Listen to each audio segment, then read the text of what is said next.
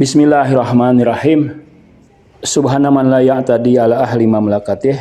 Subhanaman la ya'khudu ahlal ardi bi alwanil azab.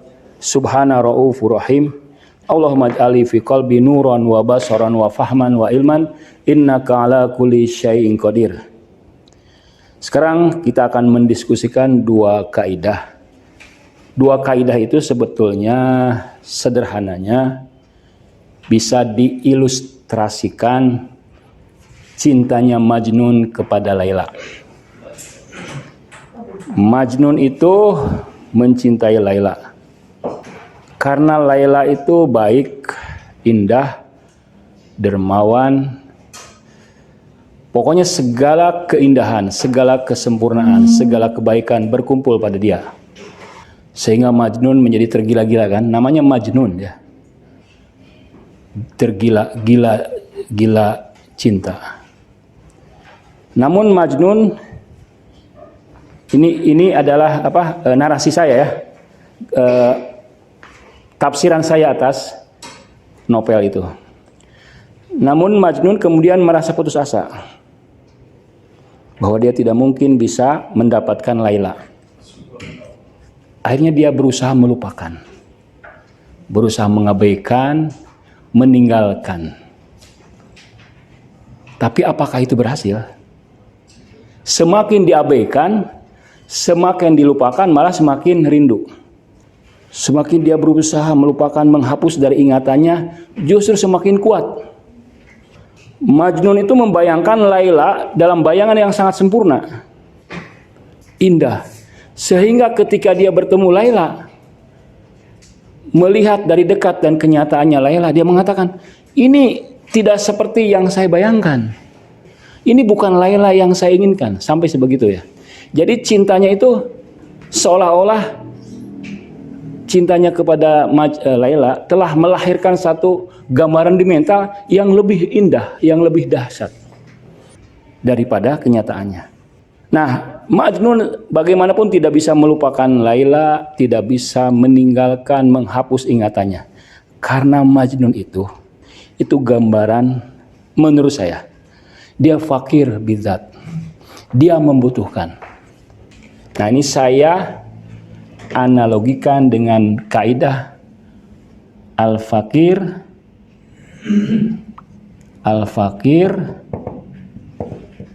min wajhin fakirun bikulisai, fakirun bizat. Orang yang membutuhkan dari satu sisi itu sebetulnya membutuhkan secara esensi. Orang yang membutuhkan, memerlukan dari satu sisi saja, dari satu dimensi saja, sebetulnya dia membutuhkan segalanya. Dia bergantung. Ya. Dan yang kedua, basitu kulla syai', basit yang simpel, yang sederhana, yang tidak mengandung bagian-bagian itu kulal asya. Kulal asya. Dia menghimpun segala sesuatu. Ini adalah simbol Tuhan dan ini adalah simbol manusia.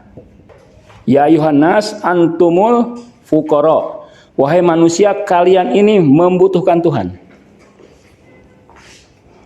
Ya ayuhan nas antumul fuqara wa nahnul agniya, dan kami ini maha kaya, maha sempurna. Manusia itu akan selalu membutuhkan Tuhan, mengingat Tuhan, meskipun dia pura-pura tidak mengenalnya, pura-pura menolaknya. Majnun itu pura-pura menolaknya, tidak mau, aku tidak suka, aku benci. Benci tapi sayang ya. Aku tidak rindu. Semakin dikatakan kata-kata penolakan, justru semakin membuncah kerinduannya.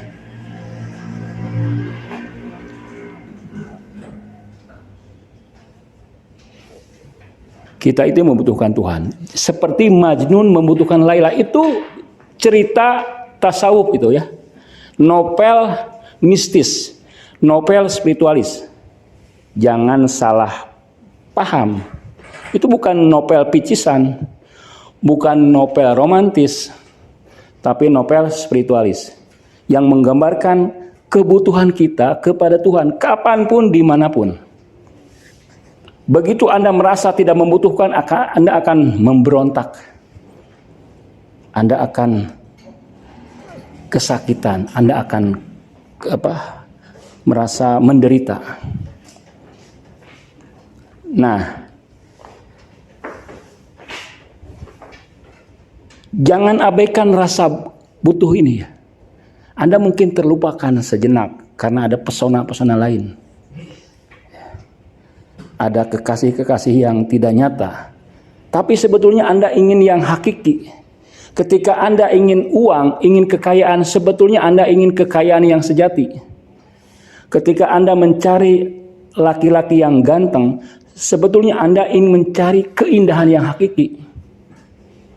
Ketika laki-laki mencari istri yang cantik, sebetulnya Anda sedang menginginkan kecantikan yang sejati, yaitu Tuhan. Ketika seorang dari kita mencari karir, kekuasaan, jabatan, sebetulnya Anda sedang mengharapkan kekuatan dan kekuasaan Tuhan. Karena itu yang paling abadi, itu yang paling indah, itu yang paling sempurna.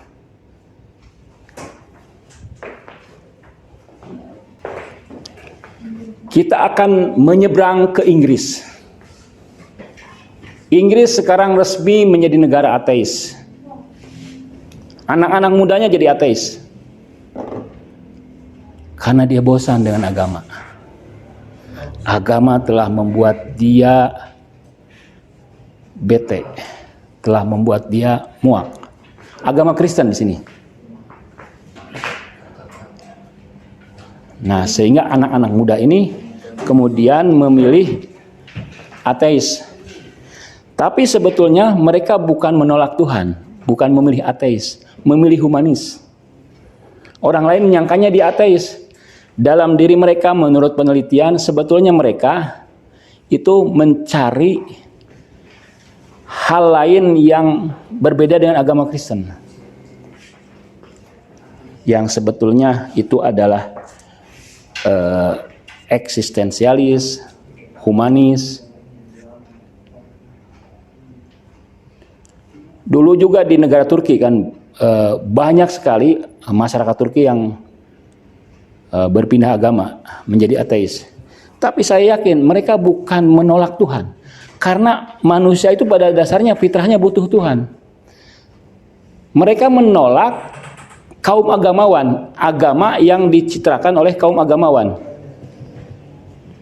Contohnya kalau Anda, misalnya Anda ke Purwakarta, tahu Purwakarta? Itu penghasil ini apa? Sate Marangi. Sate Marangi itu enak tuh. Atau ada kerupuk namanya kerupuk yang dibakar itu simping. Itu enak tuh. Ada penganan tapi tidak digoreng, dibakar, itu lebih sehat. Kayak opak sama simping. Nah, di sana itu ada agamawan. Kalau Anda bergaul dengan mereka, Anda akan muak. Karena para agamawan di sana itu mengejar dunia dengan berbagai cara. Mengejar jabatan, tidak malu-malu mereka. Saling sikut menyikut, terang-terangan atas nama lembaga-lembaga Islam, tapi saling sikut menyikut. Apalagi di masa pemilihan umum, masa pilkadal,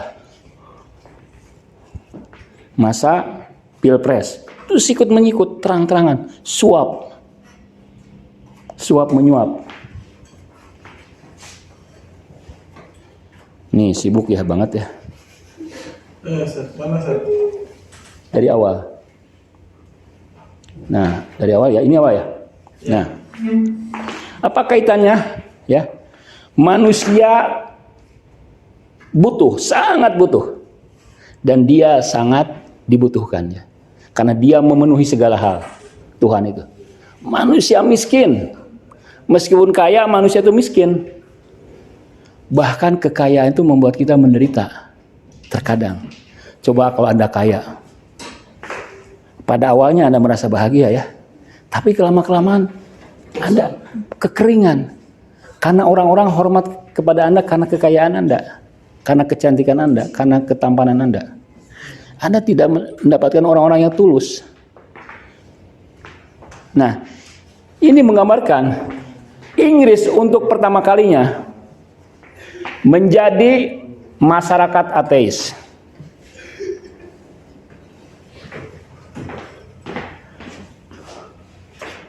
Perkembangan yang berkelanjutan, jadi tumbuh terus berkelanjutan, menunjuk mengidentifikasikan sebagai Inggris yang tidak beragama. Sebagaimana juga negara-negara lain di mana agama Kristen menjadi agama standar, agama yang default ya. Memang dari dulunya gitu kan. Default standar atau sudah lama ya. Ya, sudah jadi dasarnya. Jadi di mana orang-orang Kristen ini sekarang ini anak-anak mudanya menjadi tidak beragama. Nah, ini disertai dengan tidak percaya kepada Tuhan. Declining itu apa? Menolak ya, menyimpang. Jadi tidak percaya kepada Tuhan. Nah, populasi yang tumbuh ini terus membesar, itu adalah anak muda. Jadi kalau Anda ke Inggris, sudah ateis orang-orang Kristen itu. Spesial dan secara kontras dengan agama Kristen, karena agama Kristen ini para pengikutnya mulai tua, ya. Jadi para pengikut agama Kristen sudah tua. Nah, yang muda-muda ini, yang anak-anak muda ini menjadi ateis.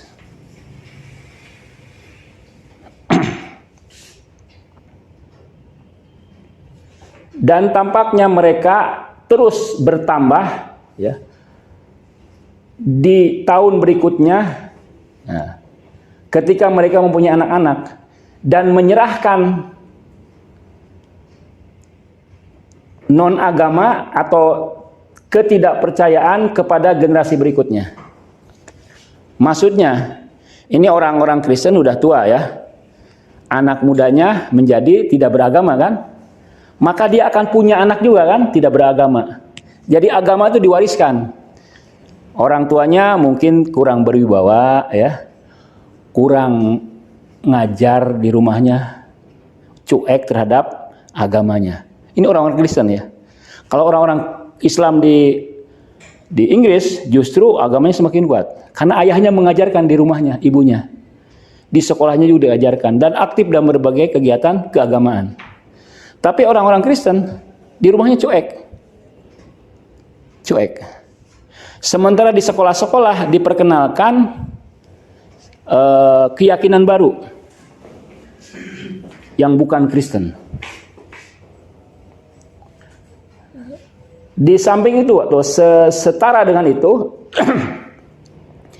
nah, di samping itu Inggris itu menjadi ya tumbuh berkembang macam-macam agama. Karena di Inggris juga tumbuh macam-macam agama. Banyak orang Islam. Dengan pertumbuhan yang sangat cepat. Membentuk agama yang diasosiasikan dengan grup minoritas. Muslim minoritas kan? Itu, tapi berkembangnya cepat. Jadi ada macam beragam agama. Seperti layaknya yang tidak beragama, mereka juga muda-muda. Jadi yang ateis muda-muda, yang punya agama lain pun muda-muda. Oke, lihat lagi. Nah, ini artikel, ini hasil penelitian. Dia mewawancarai anak-anak muda Inggris. Artikel ini menyuguhkan penelitian untuk menilai bagaimana anak-anak menjadi sebegitu tidak beriman. Anak-anak Inggris, cabang ini kita punya S2 di Inggris lah, dekat Manchester, dekat klubnya sepak bola. Yang memasukkan penelitian ya, yang cukup signifikan tentang push dan pull faktor ya, dalam proses perubahan ini. Yang dimaksud dengan push, apapun yang menarik kamu dari agama. Ada push faktor. Mengapa mereka keluar dari agama?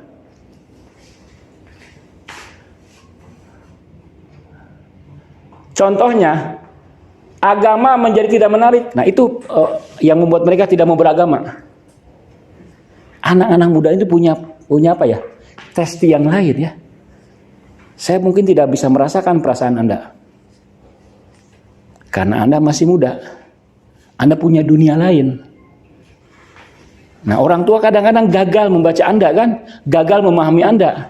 Pernah gak Anda ngobrol di rumah? Dengan ayah, dengan ibu? Termasuk hebat nih, sering ya?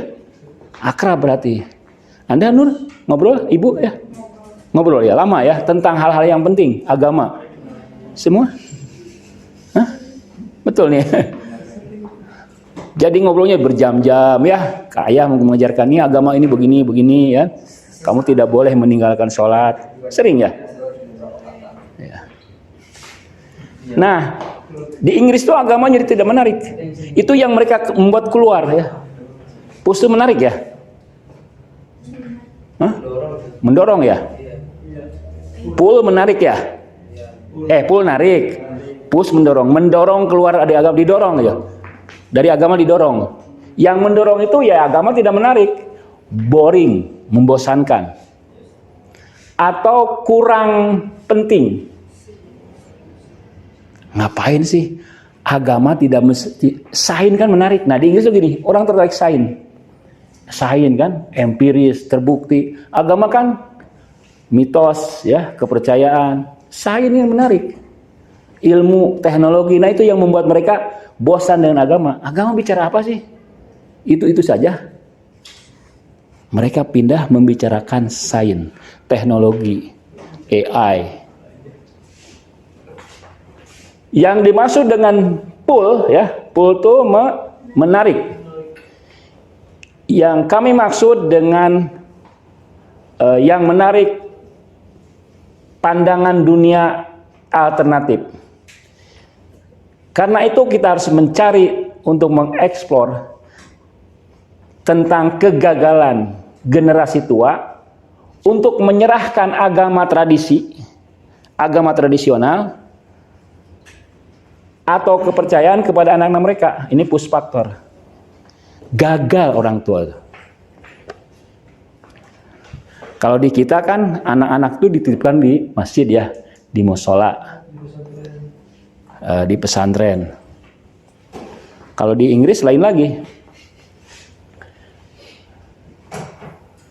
Ini implikasinya bahwa formasi seperti itu, dan ketika ada pandangan dunia alternatif yang tampak nyata,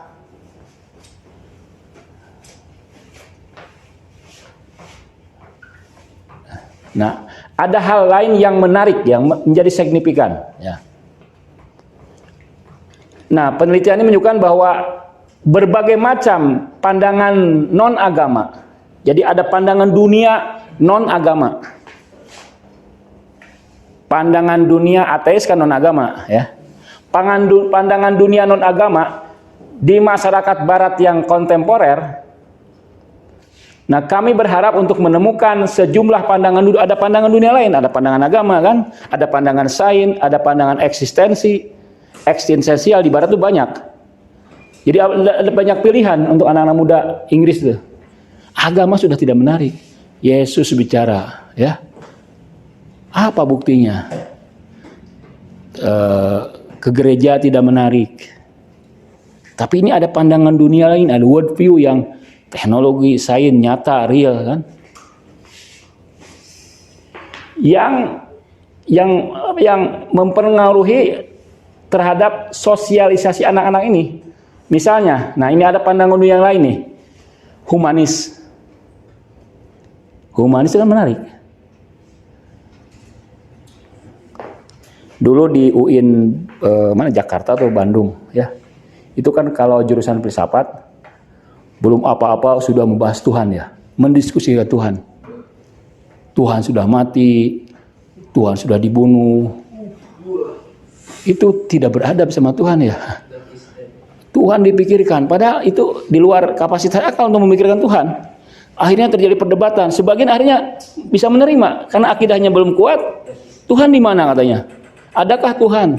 Sekarang juga kan ada generasi muda gitu yang belum apa-apa sudah membuli Tuhan. Belum berilmu sudah bicara tentang Tuhan. Di SD, di SMP, akhirnya termakan. Mungkin ini ada influencer atau buzzer dari komunis ya, menyebarkan. Karena dulu itu perdebatan dengan kaum muslimin dengan komunis itu terbuka. Komunis terang-terangan di Indonesia untuk meruntuhkan iman anak muda. Misalnya mereka pernah berdebat gini, kalau kamu percaya ada Tuhan, coba tolong aku angkat. Coba tolong Tuhanmu untuk mengangkat aku. Itu kan palasinya komunis yang bisa mengalahkan orang-orang beriman saat itu. Nah, ini pandangan dunia lain selain agama Kristen adalah humanis. Humanis lah, jadi orang baik lah, walaupun tidak memiliki kepercayaan kepada Tuhan. Humanis atau agnostik ya. Tidak apa agnostik itu? Jadi humanis, agnostik atau pandangan dunia anti eksistensialis yang diidentifikasikan dalam studinya tentang non-agama ya di Inggris. Dan kami terkejut katanya bagaimanapun dengan meluasnya pandangan dunia dalam lingkungan yang berbeda di kalangan grup-grup informan, anak-anak dan dalam usia antara 7 sampai 19, guru-guru mereka dan ayah-ayah mereka dan guru-guru mereka. Maksudnya bahwa ketika kami meneliti itu kan butuh informan, orang yang memang dianggap dia mengetahui segala hal dan bisa menyelidiki. Dia si peneliti menemukan, wah banyak sekali anak-anak muda, anak-anak kecil yang ternyata itu ya, punya pandangan humanis. Terus apa? Lalu, nah, humanis di sini adalah istilah dengan berbagai makna ya, yang diberitahukan, yang diinformasikan oleh warisan sejarah yang juga berbeda, yang beragam. Di dalam artikel ini, itu artinya humanis artinya pandangan dunia yang mensentralkan manusia, manusia sentral. Manusia adalah pusat. Pusat di dalam mana? Pusat di kosmos, menempatkan penekanan terhadap aktivitas dia, fa'il, dan signifikansi manusia, serta kesamaan yang meluas sebagai anggota daripada spesies yang sama. Ya, yang secara luas menolak ide tentang supernatural atau ketuhanan yang akan mempengaruhi di dalam dunia ini. Nah, jadi manusia sentral menolak Tuhan. Tapi mereka memakai mantel reason, akal, dan sains, dan pre-thinking. Jadi sebetulnya artikel ini mengatakan mereka tidak menjadi ateis. tapi menjadi humanis. Menjadi apa lagi? Free thinker ya, pemikir bebas. Kemudian ya agnostik ya.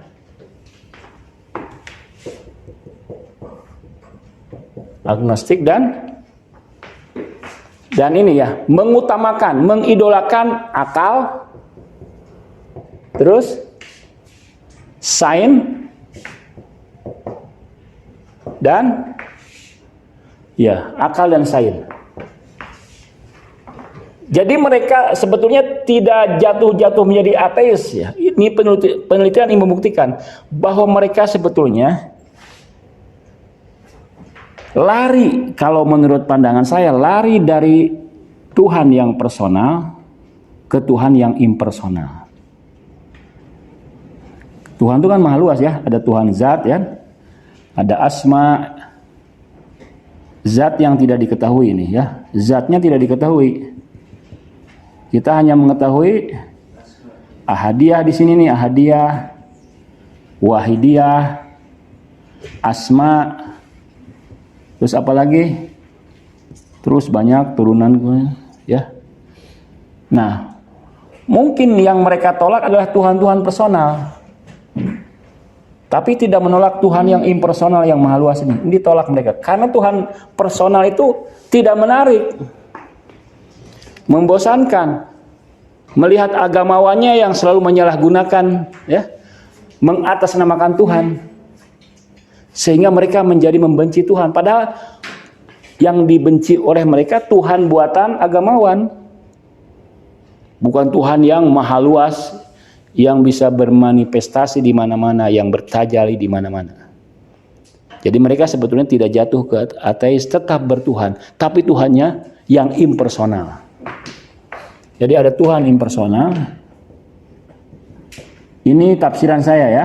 Ini menurut kacamata Islam. Ada Tuhan personal. Tuhan pribadi, yang pribadi ya. Tapi Tuhan impersonal yang meluas. Jadi dari kacamata sempit mereka seperti ateis, tidak mereka itu. Mereka itu humanis, free thinker, mengutamakan akal dan sains. Karena ini lebih menarik daripada agama Kristen. Lebih menarik daripada agama Kristen. Yang mengukuhkan bahwa mereka sebetulnya butuh kepada Tuhan. Membutuhkan Tuhan. Seperti Majnun membutuhkan Laila. Oke, naik lagi.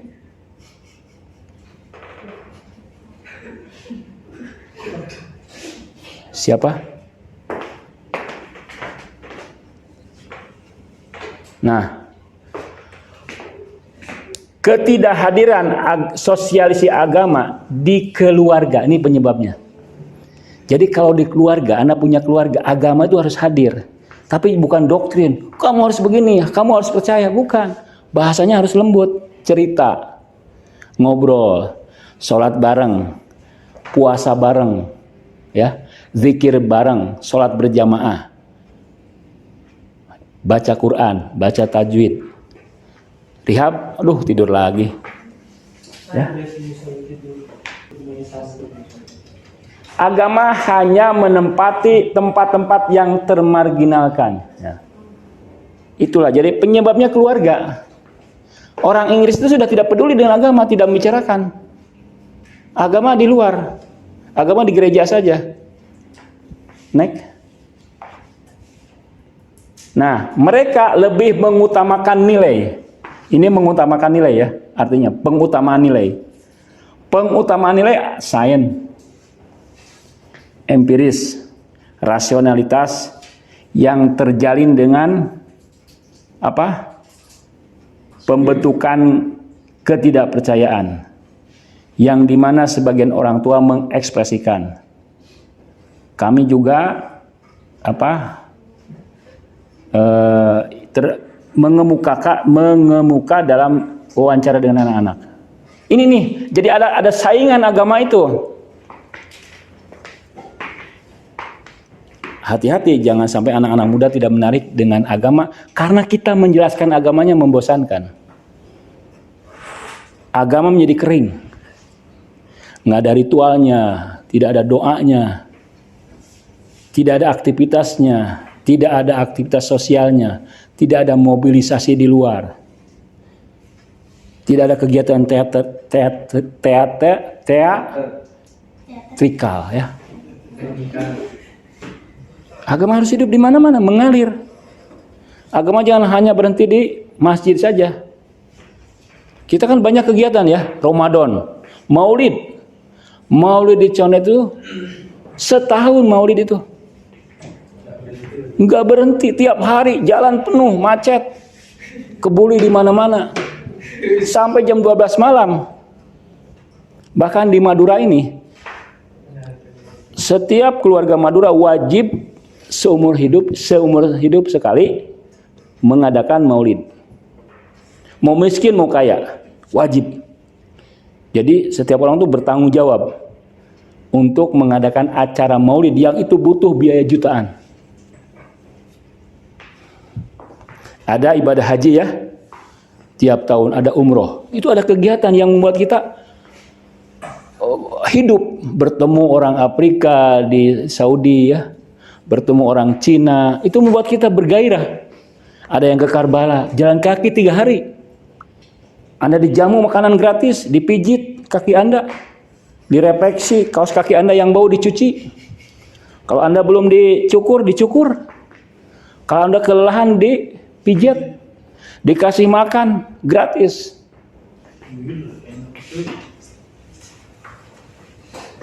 Nah, itu kegiatan-kegiatan yang menghidupkan agama. Kalau di Inggris tidak seperti itu. Oke, naik lagi apa? Nah, dengan positioning yang terpusat kepada sains dan matematika dalam kurikulum, sementara di sekolah-sekolahnya yang diutamakan ini kan sains kan. Di sekolahnya sendiri, nah itu sekolahnya itu seolah-olah mengiklankan supaya mereka meninggalkan agama. Karena di sekolah-sekolah Inggris tuh yang diutamakan, yang dipentingkan, yang dihormati sains dan matematika dalam kurikulum. Karena itu tidak aneh, anak-anak itu besar tumbuh mengutamakan sains, ya, menilai sains lebih utama dengan epistemologi empiris. Sains ini punya jawaban, kan? Teknologi dari sains, agama mana? Agama melahirkan perpecahan, agama melahirkan konflik. Sains, agama Kristen melahirkan konflik, melahirkan masalah, melahirkan peperangan. Nah, artikel juga ingin membuktikan bahwa humanisme tidak hancur, tidak meredup. Karena ada pandangan kan, sekarang bukan lagi humanisme sudah meredup. Ternyata ini tumbuh lagi. Sementara meredupnya humanisme telah deklarasikan secara meluas dalam teori sosial, filsafat dan ilmu-ilmu lain. Studi kami, penelitian kami membuktikan bahwa humanisme tetap penting. Di Inggris ya, fenomena empiris yang penting dalam setiap kehidupan manusia. Dan kami membuat proposal bahwa pemahaman yang baik bagaimana humanisme itu hidup, dialami dan menjadi sumber untuk pemahaman yang maju, bagaimana proses atheization ini dan non agama ini mengambil tempat dalam kehidupan sehari-hari. Itu bukan ateis, sebetulnya itu humanisme. Mereka mungkin dianggap ateis karena meninggalkan agama ya. Meninggalkan agama Kristen dianggap ateis.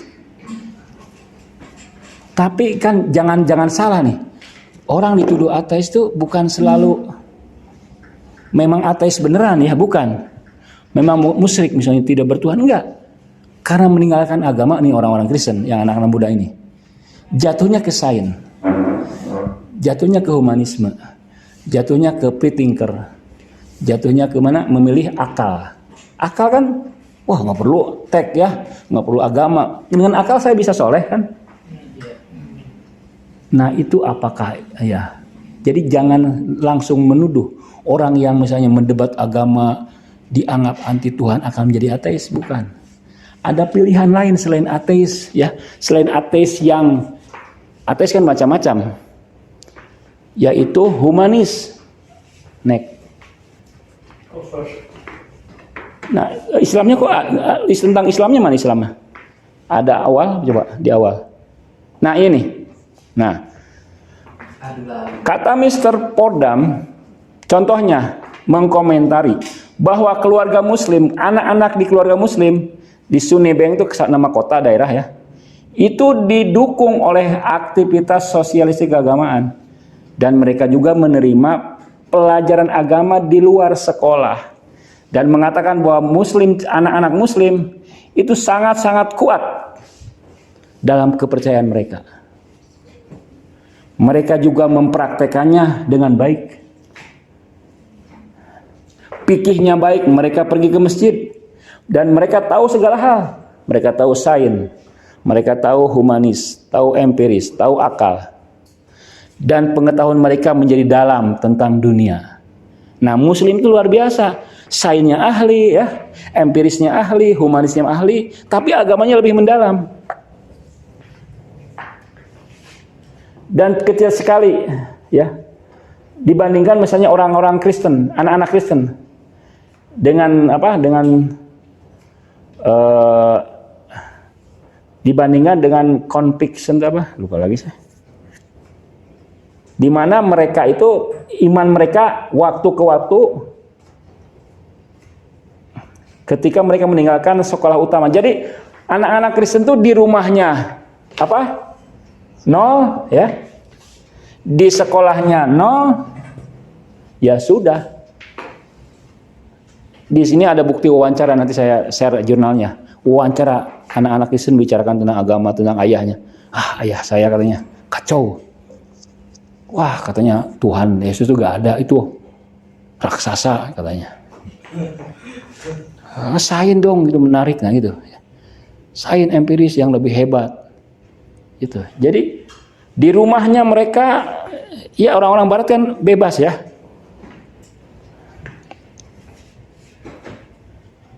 Di rumahnya, di sekolahnya juga tidak dibela agama itu.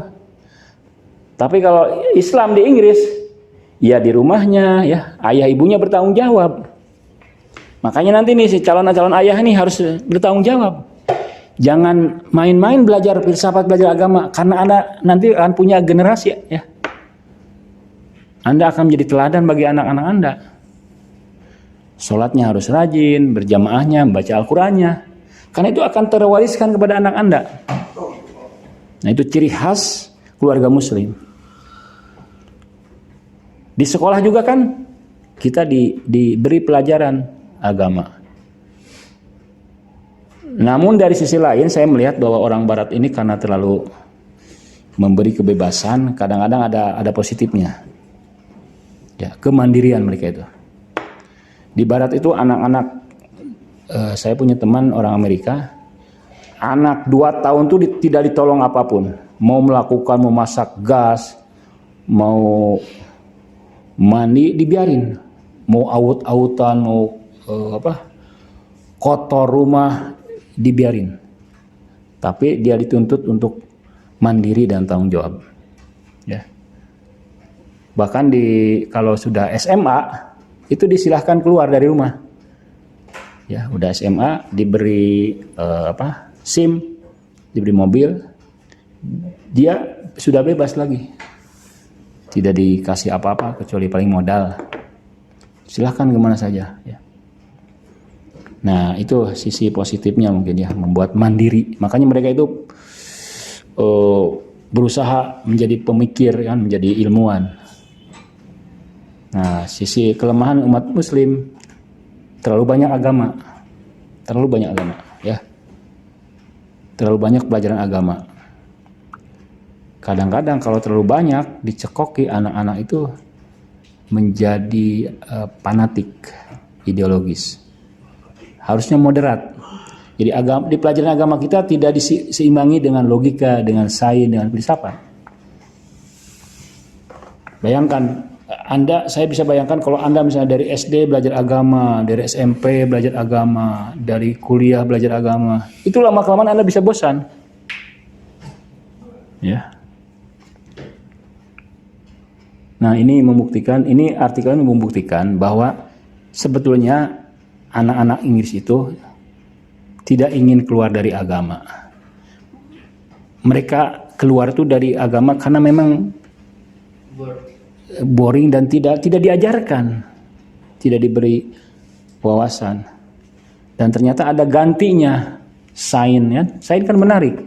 Humanisme, eksistensialisme, reason, akal. Jadi manusia memang tidak bisa meninggalkan Tuhan. Kalaupun yang dia tinggalkan adalah Tuhan-Tuhan dalam perspektif kaum teolog, perspektif kaum fuqaha. Coba bayangkan, Tuhannya para ahli fikih itu kan galak-galak ya. Karena mereka hanya melihat satu sisi saja Tuhan penghukum ya. Asma Tuhan kan banyak. Tapi kalau dalam gambaran para ahli fikih, Tuhan itu penghukum, Tuhan itu pengatur. Jadi kalian harus Tuhan penyayangnya tidak diperkenalkan. Tuhan penyayang, pengasih ya. Memang Tuhan ada jalaliyahnya kan, tapi juga ada jamaliyahnya. Harus seimbang. Sehingga akan lahir anak-anak muda yang memang bisa mengkombinasikan antara Islam, agama dan juga sains, ya, humanis, kemudian rasio atau akal, teknologi dan teknologi. Nah, demikian ya, mudah-mudahan bermanfaat. Wassalamualaikum warahmatullahi wabarakatuh.